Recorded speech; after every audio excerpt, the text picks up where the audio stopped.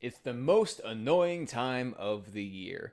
I would have sung that line, but let's be honest, nobody wants to hear that. It is officially the month of June, which means that Pride decorations are coming out. It is officially Pride Month. Yes, they get a whole month to brag about their sexual appetites and be proud of it. This means that it is time for me, and hopefully several other people at least, to tell and remind everybody that, hey, pride is not a virtue. However, it is quite annoying and unattractive. And this does not just apply to the LGBTQ plus minus exclamation sign question mark 497 eye roll emoji community. This does not just apply to you. And seriously, can y'all chill out with the acronyms and all the made up words? I mean, y'all add a new one to the list like every other day. And I mean, can I just say, let's be honest, every time you add something new to that pride flag of yours, it just looks more and more like Care Bear vomit. I mean, it's a mess. So can we chill out just a little bit? And I'm not sorry for saying it. I'm just sorry if I'm the only person who was honest with you so far and just told you what we're all thinking. Don't take this as me hating you or anything like that. I don't. I certainly don't hate you or anybody else, but I can love you and still tell you when you're getting on my nerves. Just ask any of my four siblings.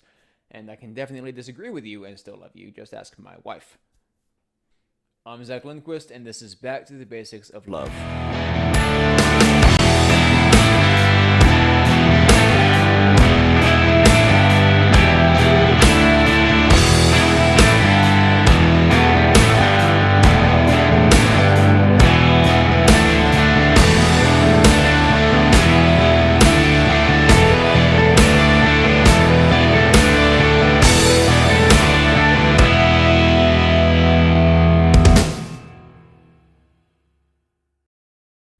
So, no, pride is not a virtue. In fact, it is a synonym of conceit, vanity, and arrogance. Why you would want to celebrate such a thing is beyond me.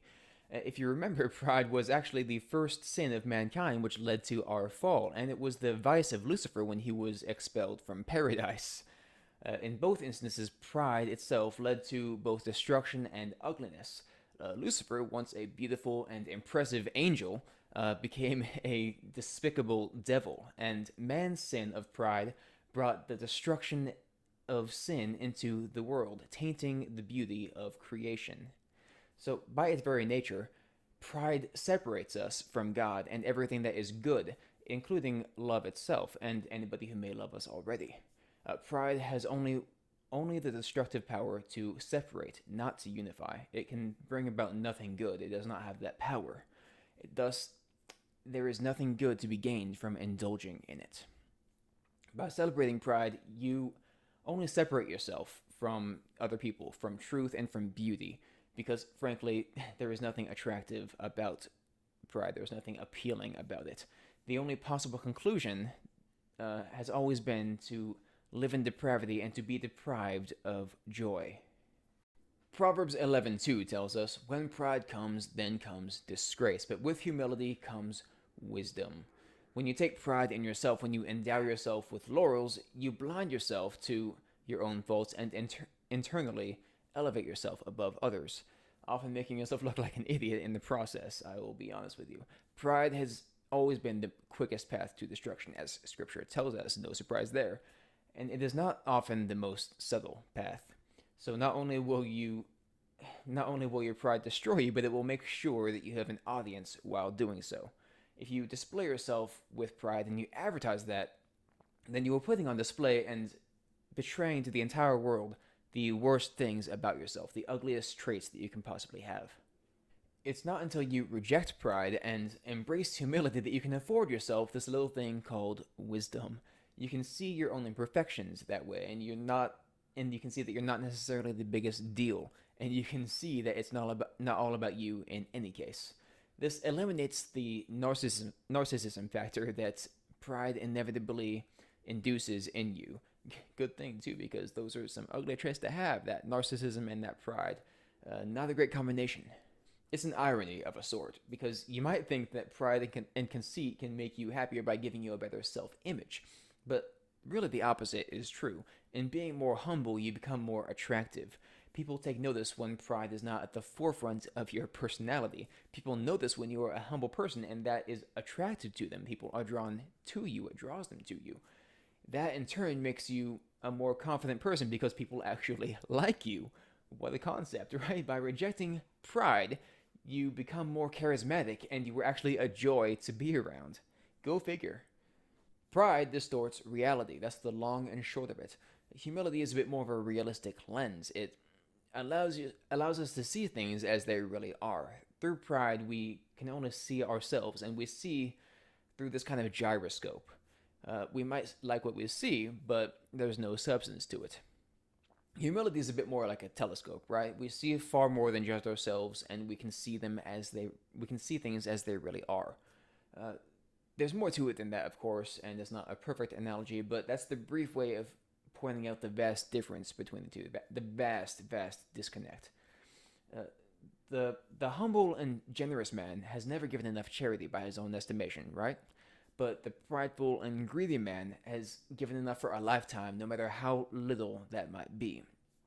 The wisest man in the world thinks that he, I find this to be true at least. The wisest men in the world think themselves to be idiots, and the dumbest people in the world, by contrast, you may have run into this as well, um, by stark contrast, think that they know everything.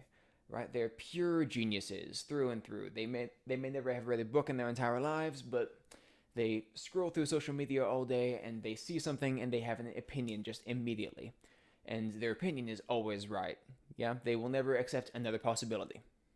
That's the pride talking, and teenagers have this in abundance, right? I mean, that pretty much describes teenagers through and through. 16, 17-year-olds, boys and girls, they're at the dumbest that they've ever been, but they know everything, right? And we live in a society right now that is just full of very old teenagers. Everybody knows nothing, but they all know everything. Socrates is famous for having said, and I'll paraphrase, all I know is that I know nothing. When he was brought to trial for corrupting the youth, he pointed out that he had wanted to discover who the wisest men of his day were. And what he discovered is that those who were called wise men really didn't know very much, they just thought they did. Socrates, by stark contrast, he knew very little about the world, but he knew that he knew nothing. He never claims to know these things. That was why the oracles of his day declared Socrates the wisest man of the day. It's it's hard to understate the appeal and benefits of humility. Had Socrates been more of a prideful man, he undoubtedly would not have had the influence over the centuries across all cultures that he has had. You will never meet a good man worthy of admiration who makes pride a personal virtue. It simply won't happen. And there are no wise, prideful men. They just don't exist. A wise person does not boast about how wise he is, right? And if somebody boasts about how humble they are, well, then there's the paradox. You will never truly see a humble person make a fool of himself. It's just very hard to do. It's hard to make humility look unappealing or unattractive. It's very difficult. However, it is very easy to make pride look unattractive because that's its nature. That's the nature of the beast. Pride is a very ugly thing, just through and through by itself. You don't have to put forth any effort into making it unattractive. Celebrate pride. Our nation has an entire month dedicated to the ugliest vice of mankind. It's not an appealing thing, and every time I see the overabundance of ads for Pride Month, it's discouraging to say the least. It's because pride in and of itself is ugly. So when we have an entire nation that celebrates pride in forms of various forms of sexual depravity, then we are doubly ugly. It, this just proves that we are not a particularly wise or virtuous society. There's nothing enlightened about this. We have regressed astronomically over recent decades, and that deterioration has been moving at warp speed over the last several years. If you want to celebrate anything, I say we follow this month up with Humility Month. I would love that. You know, it's kind of the inverse to backing up Thanksgiving with Black Friday, right? You're giving thanks one day, and then you're exercising greed and materialism the very next day, right? It's kind of the inverse of that. We have Pride Month, and so let's follow it up with a Humility Month. Everybody, think about everybody else but yourselves, right? Wouldn't that be wonderful? What are the concepts? I don't think that's necessarily going to happen, unfortunately, but well, I can be an optimist, right? If you want to be a person of virtue, if you want to be somebody worthy of admiration, then pride is something that you should wholeheartedly reject and turn your back on. I don't care if you're gay, straight, or somebody else on that ever expanding acronym. I mean, not that it's necessarily a good thing, but that's not the point here. If you embrace pride, that is your problem. That is the single thing that will make you unbearable to be around, and inevitably, it will lead to your destruction. I realize I'm not going to change the culture with a single video. I wish I could. I wish it was just that easy. But I can't, so I guess I'll just trudge along through this month of June. I'll just have to get through it and deal with all the irritating advertisements. And then on to Humility Month. So, if you liked what you heard, or even if I made your ears bleed, then don't forget to like, share, and subscribe. It would really help me out immensely. I would love to get the word out there. And if you have not yet, don't forget to check out my new book, Back to the Basics of Love, a single Christian's guide to dating, sex, and morality in the secular world. I think you will really find it worth the read. And if you don't, well, no accounting for taste. In the meantime, I'm Zach Lindquist. Thank you so much for tuning in, and God bless you.